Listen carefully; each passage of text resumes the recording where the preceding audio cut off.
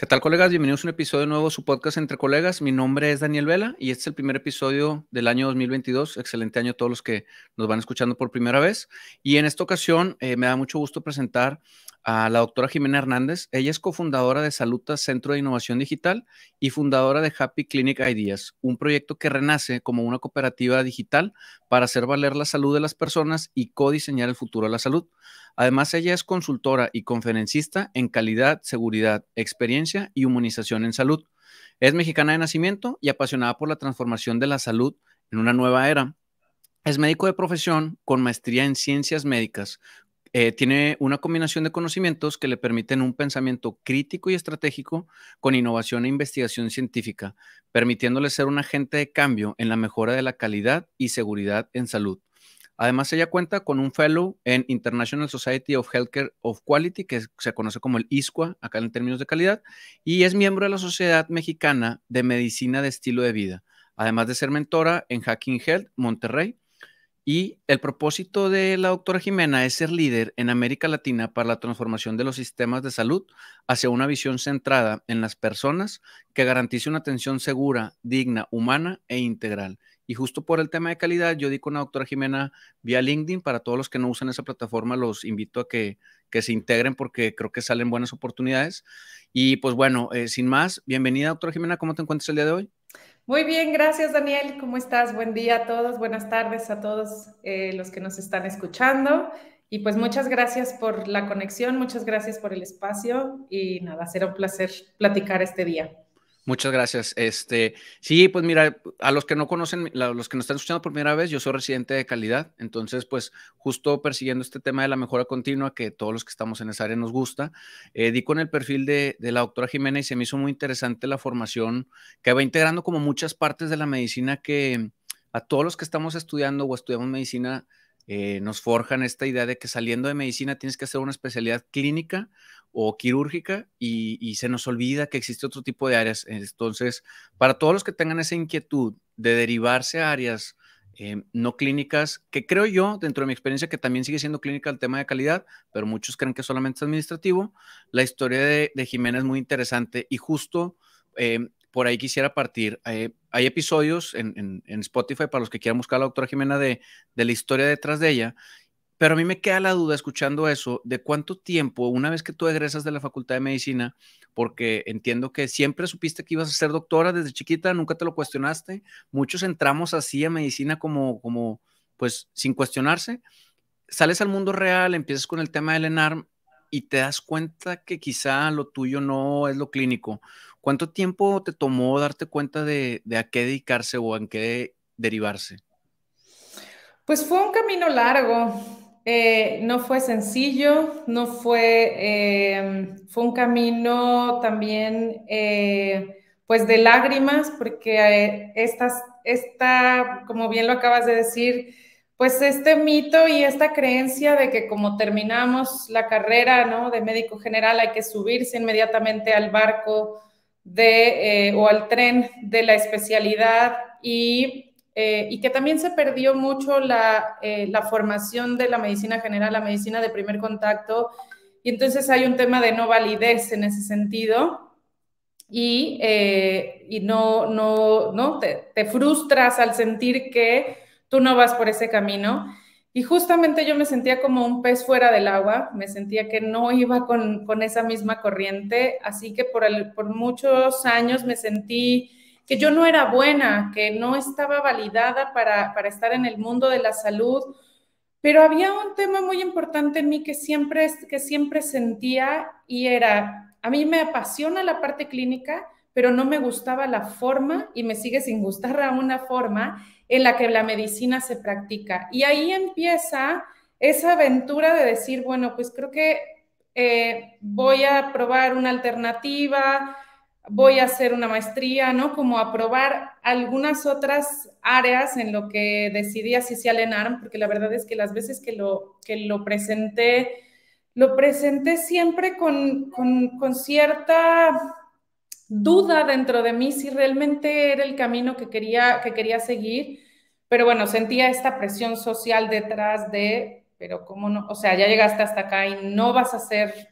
cirujana o no vas a ser, y yo quería ser cirujana, ¿no? Yo siempre la cirugía estuvo detrás de mí y a pesar de que no terminé y de que no seguí y de todo, pero al final creo que tengo muchas habilidades quirúrgicas y algún día lo retomaré, pero cuando termine o cuando ya esto lo ensamble mucho más. Así que fue un largo camino, yo creo que fueron alrededor de unos, por lo menos 5 o 7 años en lo que hice este aha moment de darme cuenta y de sentirme cómoda con haber tomado la decisión que tomé.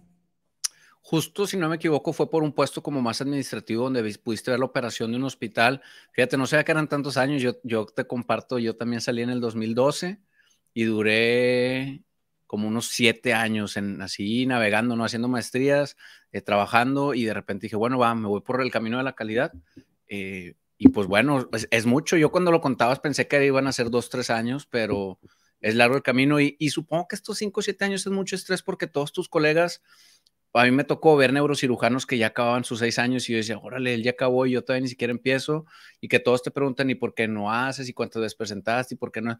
Es mucho el estrés para todos los que nos escuchan que no han pasado al ENARM o incluso hay episodios donde alguno nos cuenta que él entró a, no sé, a neurocirugía, renuncia y dice, no, lo mío es la radiología, porque también creo que tu círculo cercano te va presionando a, por ejemplo, tú, no, tienes que hacer cirugía y tú dices, no, bueno, pero me gusta la genética y ahí vas a cirugía, pero en realidad era genética. Entonces, a los que nos escuchen que tienen esa situación, porque también el tabú de renunciar a la especialidad a veces es tanto que no pueden, pero yo la gente que he visto que renuncia y regresa, le va súper bien. Creo que siempre es válido dejar de pensar en lo que les importa a los demás y al final de cuentas uno, pues a lo que se dedique lo va a hacer como 50, 60 años y te da la salud.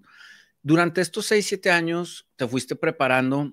¿En qué momento supiste, hubo como algo que te hizo clic y dijiste, me voy a derivar al tema de la calidad? ¿O en qué momento tomas la decisión de, no sé, tu primer maestría o el primer diplomado, curso, para empezar a ver si era tu área?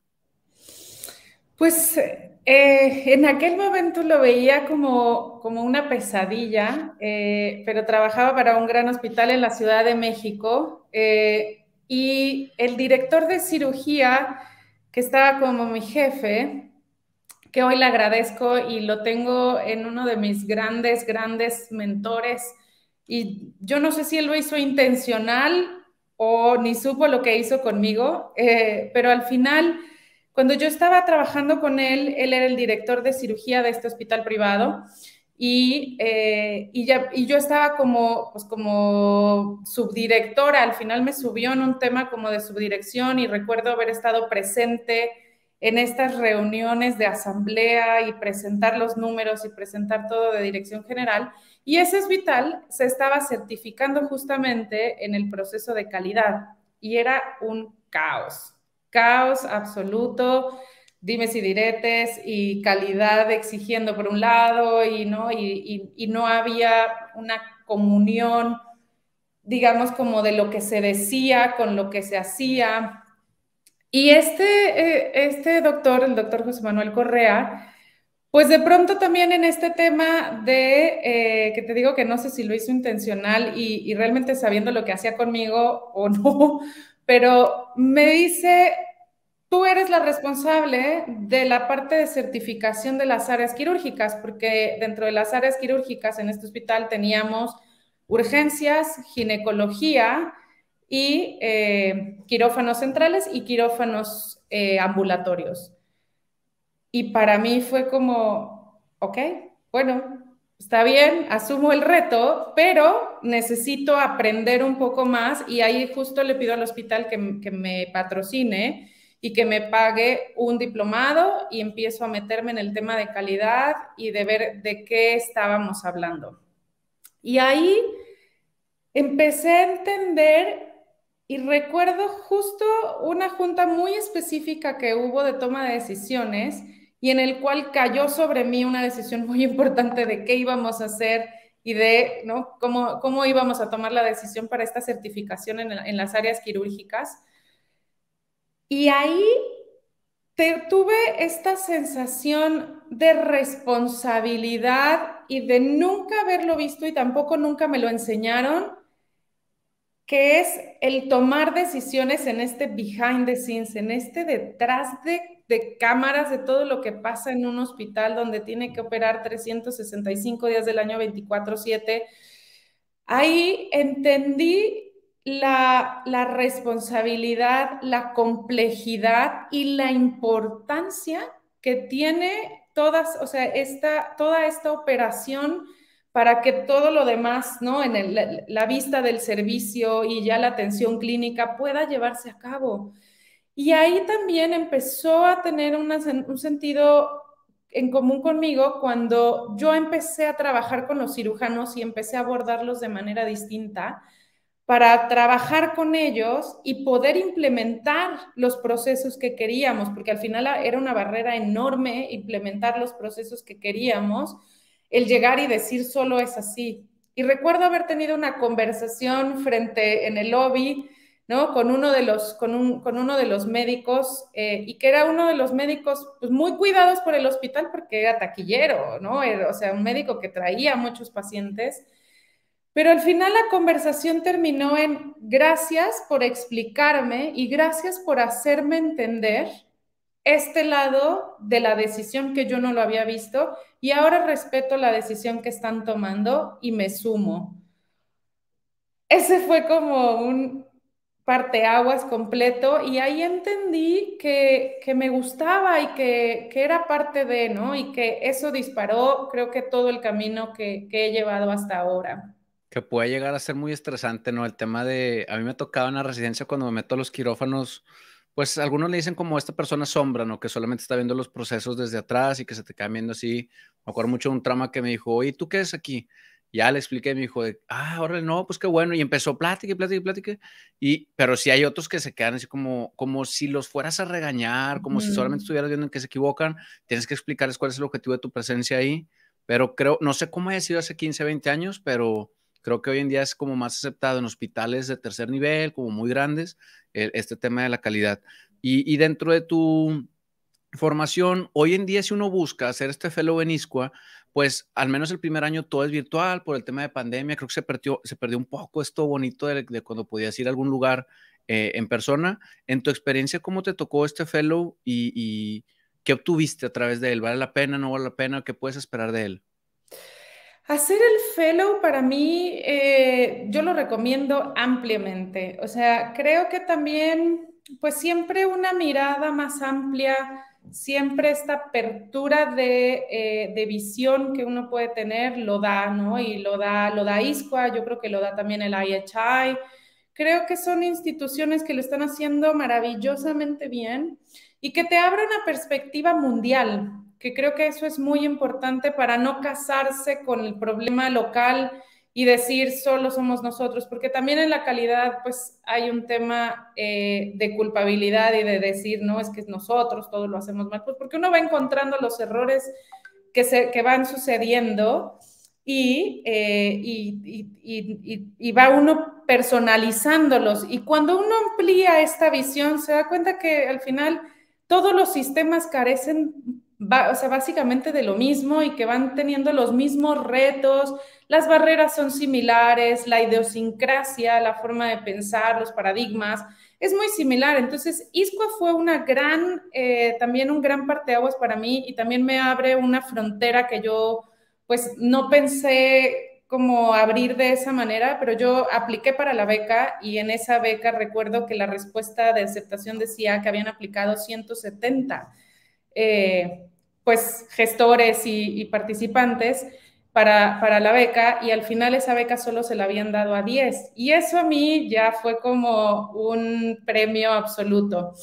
Y la fortuna que yo todavía tuve pre-pandemia es que pues, pudo ser mixta. Al final hice mucho online también porque ellos estaban lanzando las plataformas educativas que hoy en día tienen y que la han mejorado muchísimo, pero estaban con este lanzamiento de plataformas educativas para llegar cada vez a más personas y no tener que desplazarnos todos hacia Inglaterra y hacia Irlanda.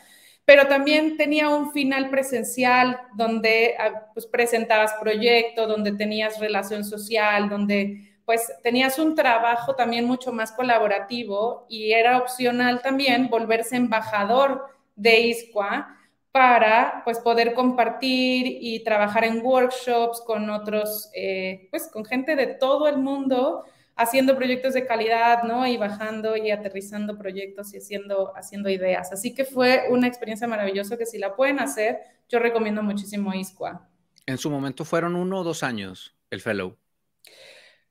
Fue alrededor de año y medio, porque Ok. en realidad es que no tenías, no era un límite, sí hay un límite de tiempo en el que lo puedes hacer, es decir, tenías 2 años para cursar, pero es por créditos, entonces también como hay mucho, como también es autodidacta, uno va cumpliendo con los créditos y conforme vas sumando los créditos que tienes que obtener, te puedes graduar antes o te puedes graduar después, pero sí tienes un límite para completarlo, Ok, pero también lo perfecto. puedes terminar antes. Fíjate que justo ahorita que mencionaba esta parte de la medicina global, hay un maestro que tenemos acá en Monterrey, el profesor Guillermo Martínez Ponce de León, de calidad, que nos recomendó un libro que se llama Los 10 mejores sistemas de salud del mundo, y mejores es entre comillas, y de lo que he leído, hay un dato que se me grabó bastante ahora en tema de pandemia. Este libro se publicó en el 2020, se basó en hechos del 2015 al 2018 más o menos, y mencionaba que en Inglaterra, al menos en su momento, los hospitales en su mayoría estaban a capacidades del 80% para como eficientar el tema de gastos. Y luego cuando ves en pandemia que muchos de los países de Europa, los hospitales luego se saturaron, a diferencia de otros hospitales, por ejemplo acá en Latinoamérica o Estados Unidos, fue donde entendí pues cómo a pesar de que Inglaterra es el mejor sistema de medicina o de salud universal, pues tiene su contraparte de que por tenerlo así, tratando de administrativamente lo mejor posible, al 80%, pues en una pandemia se rebasó muy rápido y creo que ayuda para todos los que estamos en el área de salud, como bien dices, el conocer estos ejemplos de cómo se manejan los sistemas de salud en otros países, porque te da también un plus de saber que no todo está tan mal en México. O sea, entiendo la parte de que muchos le tiren a la actual administración y que administraciones previas hayan hecho cosas malas, pero creo que también en México se hacen cosas bien y te da como ese panorama de, bueno, pues agarrar las mejores prácticas de cada lugar. Bueno, pues qué bueno que nos mencionas este tema del ISCUA. Y hay un tema que a mí me causa como mucha curiosidad, que es esta palabra que casi no se utiliza en salud, al menos no que yo la haya visto, que es el tema del humanismo, y es una palabra que utiliza mucho, pues, tu persona y tus empresas, y la pregunta sería, ¿qué es el humanismo orientado en el tema de la administración y gestión de la salud? ¿Cómo podríamos explicarlo? Justo este camino que he tenido, porque al final pues me volví consultora en calidad y seguridad, y una de las grandes barreras que encontré durante los 10 12 años en los que estuve como, o sea, en los que estuve como consultora y que en realidad fue pues al límite de la pandemia, es que muchos de los procesos se caen o no son sostenibles en el tiempo, es porque no hay un concepto de humanización en el proceso. ¿Y qué se refiere a este proceso de humanización? Y es que ya se acota hoy, que hoy lo conocemos como atención centrada, y el término lo conocemos como atención centrada en el paciente, y de hecho yo lo modifico y le pongo atención centrada en la persona, porque tenemos que conocer la parte del profesional de salud, tenemos que conocer la parte del colaborador de salud, es decir, todo el staff, toda la parte de manos que están, ¿no? Compras, administración, archivo, o sea, son demasiadas personas que también están en contacto y que tienen que entender cuál es el proceso, pero sobre todo creo que la palabra humanización está en el que logres comprender el propósito de la organización y que las personas se sumen a ese propósito como un propósito personal.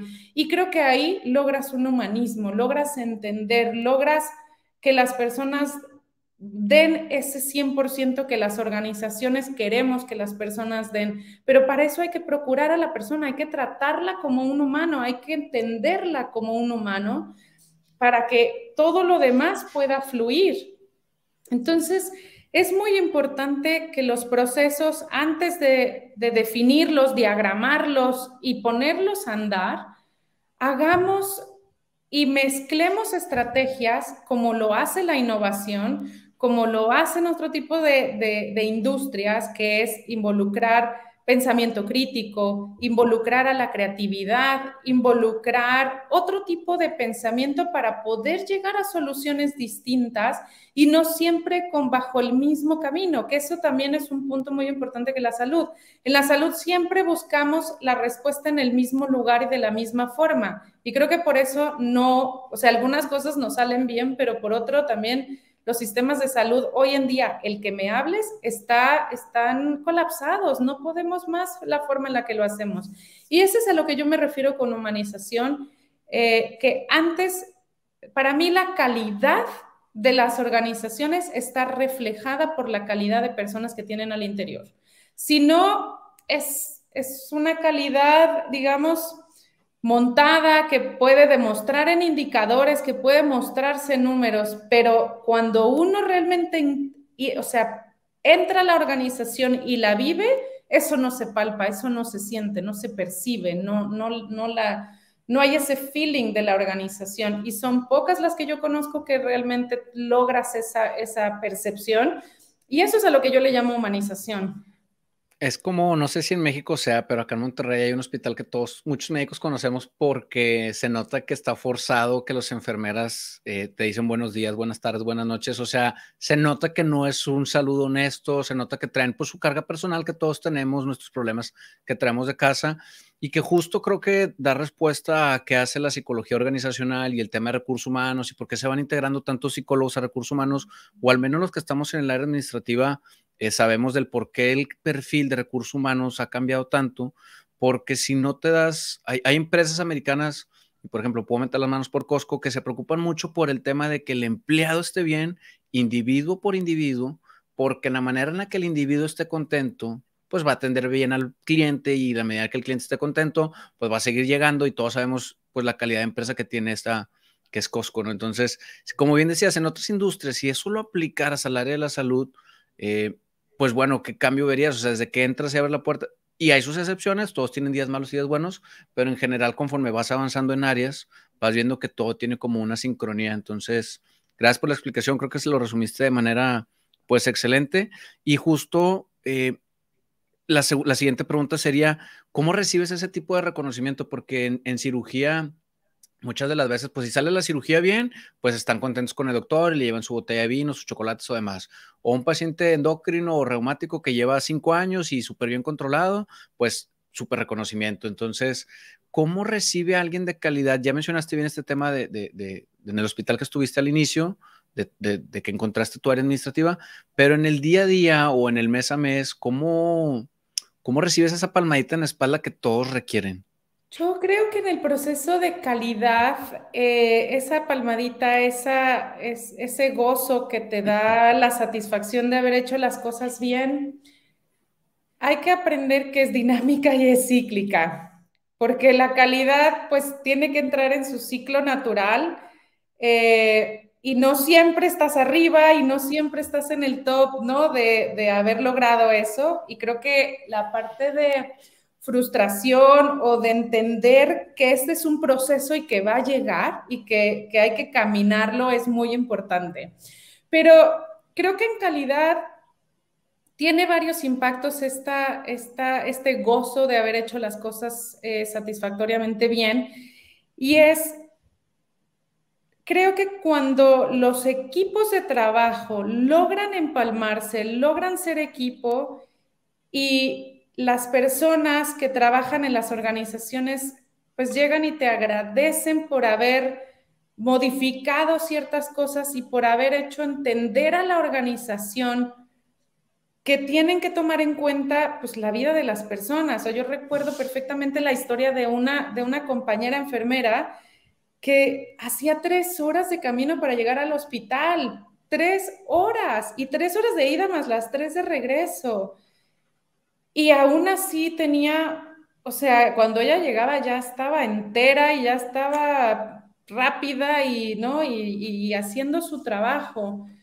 Pero yo creo que si todos entendemos eso y el hecho de que alguien ya te agradezca eso, y no necesariamente el agradecimiento tiene que llegar a ser verbal, creo que el agradecimiento también es en acción. En cuanto realmente ese cambio empieza a suceder en los equipos, creo que ahí ya viene un gran un gran festejo. Y otra cosa que yo aprendí en uno de los modelos que estudié es aplaudir los esfuerzos, por más mínimo que se hayan hecho, a festejarlos, festejar a los equipos cuando ya lograron ese pequeño avance que se modificó y que, ¿no? Y que se planeó y que se midió y que al final hay un ligero avance, hay que aplaudirlo, hay que evidenciarlo, hay que festejarlo, porque de esa manera la gratitud y la emoción de las personas empieza a contagiarse y eso también te da ánimo y te da fuerza pues para el siguiente reto, porque viene el ciclo de mejora, ¿no? Donde otra vez ya hay un estancamiento o encuentras un error o encuentras, no sé, lo que sea que tengas que mejorar, pero otra vez empiezas del peldaño de abajo, de donde no funciona, hasta lograr ese giro. Entonces, creo que el aceptarlo como dinámico, cíclico, es importantísimo, pero ya cuando lo ves en el impacto en los pacientes, ahí creo que es priceless. O sea, yo una vez recuerdo haber recibido quesadillas en una clínica de hemodiálisis que estábamos trabajando y que pues logramos girar la forma de atención y los horarios de atención para los familiares, porque los familiares se quedaban con muchas dudas acerca del proceso que estaban viviendo sus pacientes. Y al día siguiente recibimos, ¿no? Y me trajeron unas quesadillas y nos trajeron quesadillas para todo el equipo.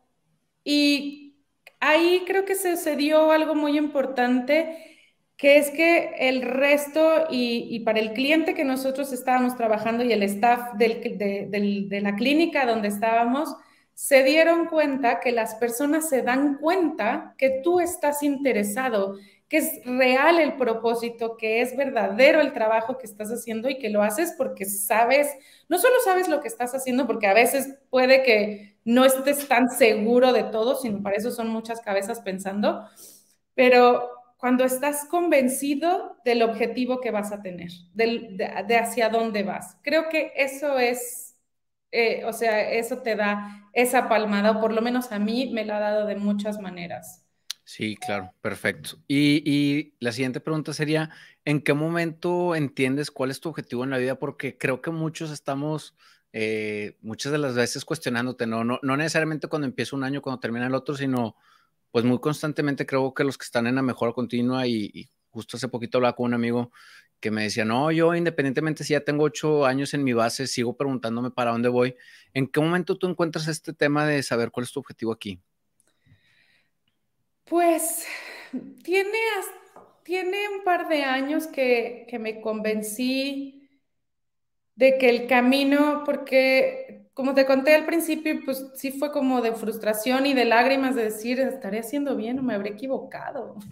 Sí, ya la habré regado para siempre en mi vida, pero creo que conforme he avanzado, conforme he ido creciendo, y este crecimiento a nivel personal, pero también profesional, me ha hecho convencerme que la decisión la tomé, o sea, que fue lo correcto en mi vida, porque hoy me apasiona el tema.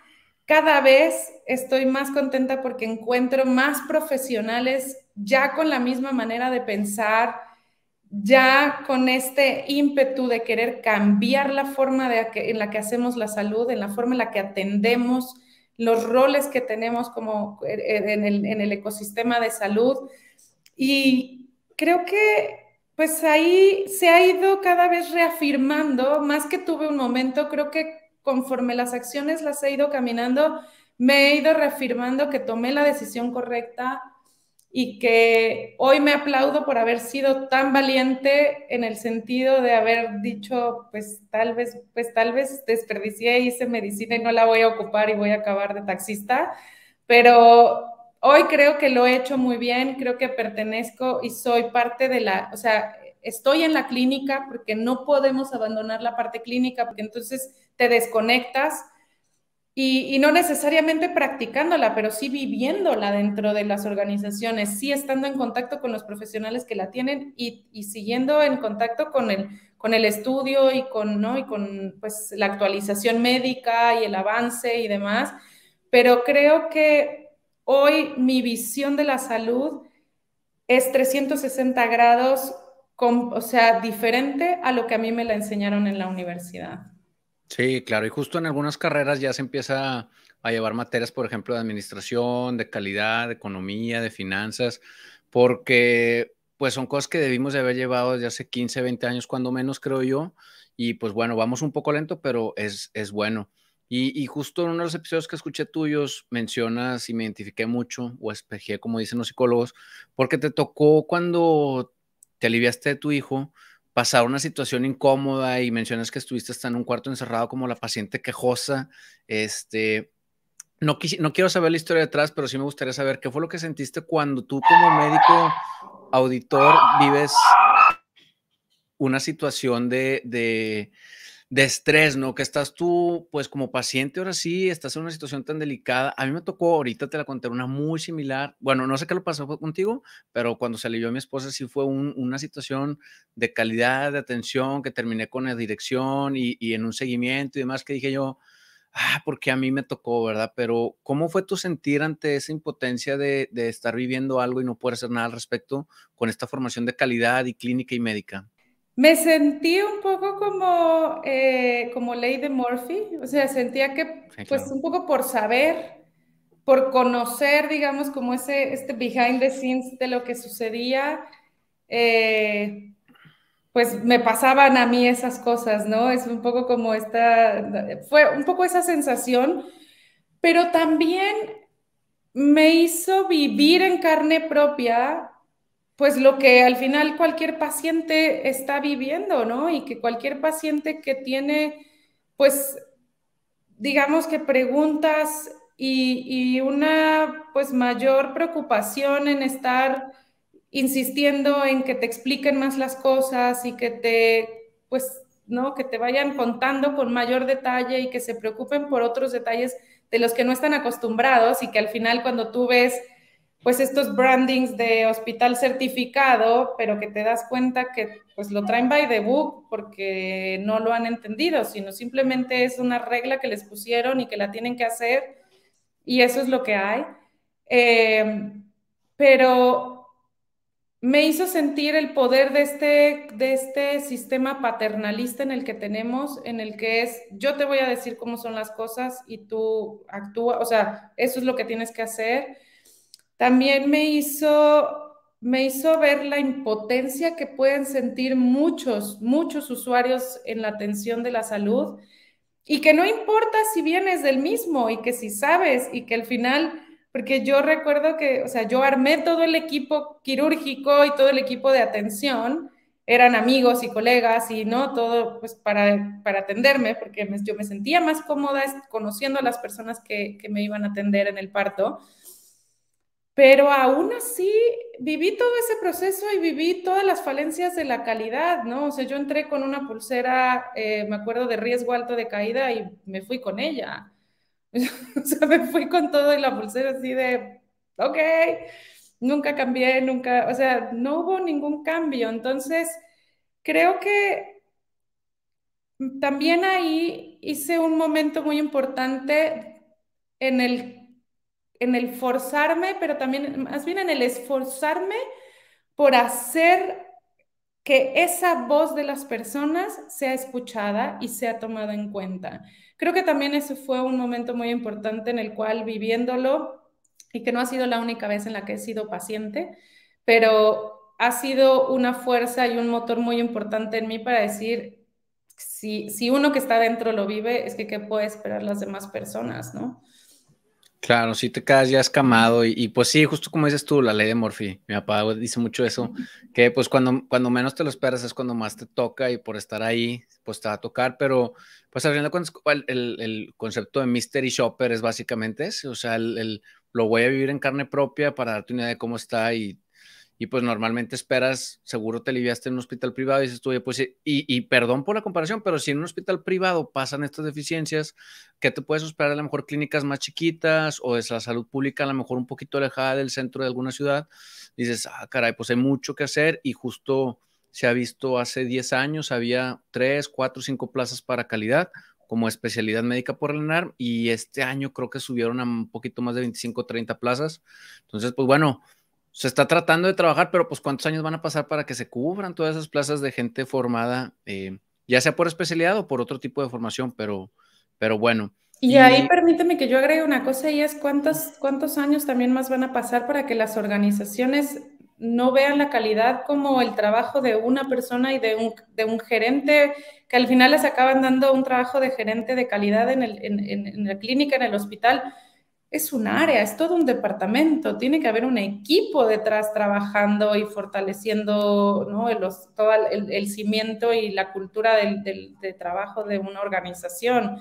Entonces, falta a pesar de que vamos con muchos años ya de trabajo. Hay una pregunta que yo muy seguido hago entre colegas y amigos que están en calidad de ¿cuál es el indicador de personas profesionalmente de calidad que debería haber en un hospital? Calidad de seguridad integral, así como hay una estadística de cuántas enfermeras tiene que haber por cada paciente, o cuántos cuartos, o cuántas camas, o cuántos médicos por habitantes, cuántas personas de salud en calidad debería de haber, porque al final de cuentas, pues en teoría calidad son todos. O sea, si algún día el gerente dice, me voy a ir, el gerente de calidad, me voy a ir 10 días de vacaciones, pues no tendría por qué temblar nada porque la calidad la hace cada trabajador, desde el de intendencia, el de mantenimiento, el enfermero, todos. Entonces, pero muchas de las veces es tanto el apego que dicen, no, es que no me puedo tomar vacaciones o no me puedo ir. Espérame, pues si se supone que el objetivo de la calidad es que todos ejerzan la calidad, ¿no? Totalmente, Pero totalmente. bueno, La calidad es una cultura, no es nada más una un figura, ¿no? logo, un premio, un indicador. Claro, y para ir saliendo de este episodio me gustaría que nos platicaras brevemente qué es Saluta Centro de Innovación Digital, qué es lo que ofreces o el que se acerca, qué espera obtener o qué tipo de perfil de personas se acerca a este centro. Bueno, Saluta nace justamente, pues nos juntamos 5 grandes seres humanos que pensamos similar y que buscamos la transformación pues en la atención de la salud. Y Saluta tiene 3 líneas. Uno es la telemedicina para acercar la salud a más personas, para poder también hacerla más asequible.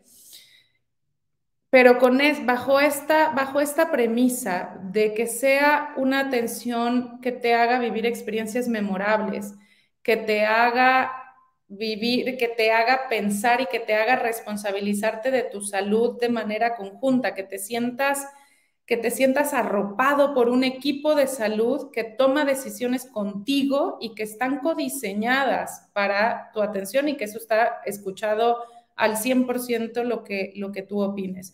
Por otro lado, tenemos la formación a profesionales de salud y en tercera línea estamos con la innovación tecnológica, viendo cómo a través de la tecnología nos podemos acercar más a las personas, ya sea con el uso de wearables, estamos en desarrollo de inteligencia artificial, porque Saluta, si bien no está completamente cerrado, digamos, o enfocado a la salud mental, pero sí es nuestra área más fuerte y es en donde estamos trabajando con mayor ímpetu. Tenemos servicios de otras especialidades, pero digamos que nuestra prioridad está en la salud mental. Y bajo esas 3 primicias, para poderlas unir, para poder tener profesionales preparados, no solo en la parte técnica, y además para cubrir una gran necesidad de médicos sin capacitación en salud mental, que estos médicos tengan habilidades blandas que cubran estas necesidades de los pacientes del día de hoy y de la sociedad actual, que podamos llegar a lugares donde hoy la medicina sigue sin llegar, donde no, todavía tenemos estos espacios y estas brechas de atención y además, pues, poder también reducir los costos, hacerla asequible, porque también la salud está incrementando muchísimo y no puede ser, empieza a ser un lujo o tiene mucho tiempo siendo un lujo que no es permisible. La salud tiene que ser accesible para todos, como lo persiguen los CDGs. Entonces, eso es lo que hace Saluta, eso es lo que persigue y al final queremos transformar, queremos ser catalizadores de esta transformación de la salud para cambiarnos hacia el nuevo siglo, ¿no?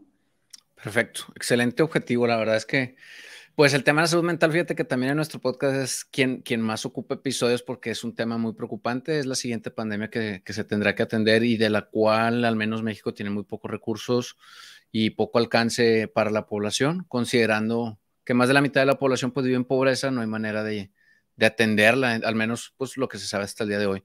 Y Happy Clinic Ideas, ¿cómo surge y qué es lo que ofrece? Happy Clinic Ideas tuvo su pausa durante la pandemia porque Happy Clinic Ideas, de la consultoría que yo tenía, que era Novostrategia, que era una consultoría en procesos o en reingeniería de procesos para certificación de hospitales, tanto nacional como internacional. Tenía estos issues que te conté, donde pues al final como consultor sales y pues así como torrecita de naipes, se va cayendo y se van derrumbando los procesos que se quedaron montados y demás. Y fueron de los grandes hallazgos que yo encontré a nivel personal y era la parte humana. Entonces, Happy Clinic Ideas pre-pandemia se transforma en una agencia para la humanización y el diseño de la atención. Entonces, hacíamos pues procesos de design thinking, de solving problem dentro de las organizaciones. Llega la pandemia y nos lo para por completo y los hospitales pierden el foco completamente en la innovación, en la atención centrada en la persona, pues porque COVID se resumió a COVID, ¿no? Y no hubo tiempo ni cabeza para nada más, pero ahora se reinventa desde el lado de ser una cooperativa digital. ¿Y qué es una cooperativa digital? Es en donde estamos empoderando, o estoy empoderando en realidad, porque todavía pues estoy pujando el proyecto yo, pero o no somos un equipo grande. Esta cooperativa digital pretende empoderar a las personas, a la comunidad, a los familiares, a los pacientes, pacientes que son expertos, pero también pacientes que no son tan expertos en la enfermedad, pero que han vivido los procesos para poder unir a este ecosistema de personas en conocimiento de qué quieren y necesidades que tenemos con la industria, con el sistema de salud, con las organizaciones, para que comulguen y estas sean escuchadas. Pero no, además, no solo sean escuchadas, sino que se forme de manera colaborativa y esta sea pagada colaborativamente y que las personas reciban una remuneración por hacer escuchar su voz, también para hacer un incentivo en el tema proactividad de la sociedad, de las personas, para que realmente participen en procesos de design thinking, participen en entrevistas, participen en focus group y podamos enriquecer las conversaciones y así resolver los problemas o las situaciones que las organizaciones de salud tienen y podamos cada vez más ir haciendo esta unión. Así que ese es el resurgimiento de Happy Clinic y estoy muy contenta y muy emocionada porque vamos avanzando rápido y ya hay unas primeras propuestas, así que eso me pone sumamente contenta. También porque, y con esto yo termino, porque al final a mí hay algo que me puede mucho y es escuchar esta retórica de que las organizaciones son centradas en el paciente y no tienen una sola acción real, sino nada más está como eslogan muy bonito y otra vez como, pues, como misión así, visión que estaba colgada en la pared, pero que nadie la sigue y que nadie realmente comulga con eso. Un poco así está pasando con la atención centrada en el paciente. Entonces, para que no suceda y para que realmente lleguen estas voces, es que Happy Clinic Ideas se transforma en esto ahora. Pues suena un proyecto muy ambicioso. Te felicito por estas dos grandes, pues digamos empresas, ¿no? Porque al final de cuentas es parte ya de, y tienes un equipo, entonces, pues te deseo bastante éxito. La verdad es que se ve que, no sé cómo te alcanza el tiempo para las 24 horas que tiene el día, sobre todo pues porque tienes familia, pero pues generalmente es el perfil de alguien de calidad, ¿no? Que está todo el tiempo maquinando cómo mejorar el ambiente en donde se mueve. Eh, Son todos los objetivos que yo tenía para este primer episodio, que no dudo que en cualquier momento se pudiera hacer más, porque pues traes muchos proyectos en puerta y te relacionas con muchas personas. Entonces, como primer objetivo, pues salió, pero me gustaría saber, Jimena, si hay algo más con lo que quisiera cerrar este episodio antes de despedirnos de la audiencia. Pues creo que lo he dicho todo, pero yo creo que yo invito pues, a los colegas que nos escuchan a tener un pensamiento crítico, a salirnos de las fronteras de lo que pues, actualmente el sistema nos demostró, a perseguir esta forma de querer hacer las cosas diferentes, o por lo menos cuestionarnos si lo estamos haciendo de una manera adecuada o no, o que se adapta a las necesidades actuales. Cuestionarnos es muy importante. Por otro lado, creo que también sumarnos, estar entre nosotros y escucharnos en lugar de contraatacarnos, que eso muchas veces también sucede, es muy importante. Y los invito a escuchar la voz de todas las personas, las historias y las experiencias que las personas nos puedan contar, sea del rol que sea que tengan la salud, es oro molido para esa transformación que necesitamos, porque la salud, yo insisto, hoy en día no podemos seguirla aceptando como está. Necesitamos cambiar, pero eso necesita una activación de todos. La salud es responsabilidad de todos. La salud es colectiva y es individual. Entonces, creo que pues yo los invito a que se activen, a que participen en proyectos como los míos, pero que también participen en proyectos entre colegas, que los escuchen y que los compartan para que nosotros podamos llegar a mucho más y transformar aún más rápido la salud de México. Perfecto. Pues excelente manera de cerrar el episodio, Jimena. Muchas gracias por acompañarnos. Ha sido un gran episodio. Hemos llegado hasta aquí. Nos vemos la próxima semana. A todos los colegas que han llegado hasta este punto, les agradecería que compartieran este episodio en sus redes sociales para poder llegar a más personas y crecer esta comunidad. Hemos llegado hasta aquí. Nos vemos la próxima semana a seguir viviendo nuestra misión. Muchas gracias, Jimena. Gracias.